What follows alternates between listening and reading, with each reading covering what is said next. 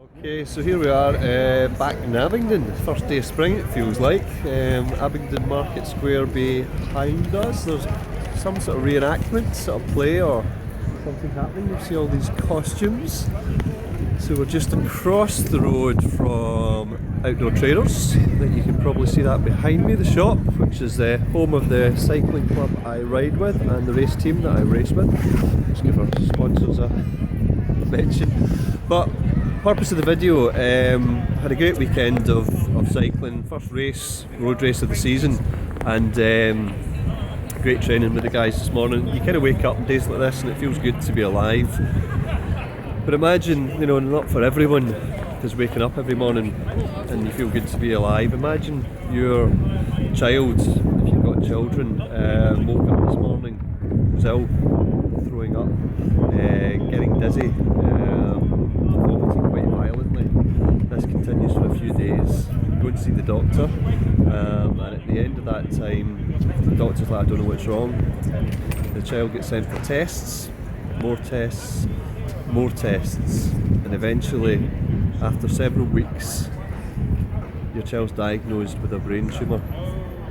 The doctors give you treatment. They say it's going to involve radiotherapy, it's going to involve chemotherapy, it's going to have quite an effect on your child's health. These are not inconsequential treatments. After the weeks and months, chemotherapy, radiotherapy, you kind of get good news as you watch your child's health deteriorate and deteriorate and deteriorate, and eventually the doctors say your child is cancer free. But the impact of the treatment's been so devastating that your child literally only has a few more months to live.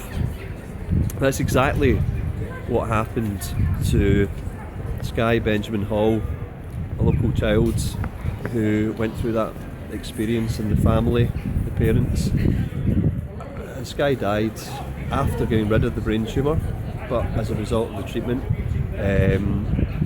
aged 4 years old. Wasted life. Brain tumours are the biggest cancer killer of children in the UK today. It's also one of the most underfunded areas of research. That's why as a club, what we're doing is cycling from the Brecon Beacons in Wales to Breckon and Breckon. These are club sponsors. We're not just doing a sponsored cycle. We're going to do it, I don't know if you can see this, but there is an old-fashioned Pashley bicycle in the shop here with a basket and everything. It's got 3 gears, it's got a big bell.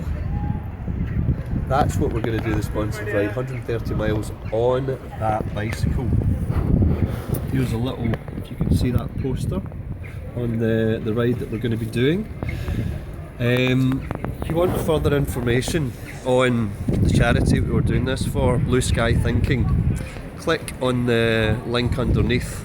There will also hopefully be a link to the JustGiving page which we're going to set up. We're looking to raise £5,000 from this sponsored bike ride. A lot of it's going to come from there's a charity raffle that we're holding on the day that we do it. So if you haven't got your raffle tickets yet, please do get them. There's some amazing prizes being donated by local businesses. Even some national companies have got involved. So do get involved in that charity raffle. The date of the sponsored ride and the raffle is the 2nd of April.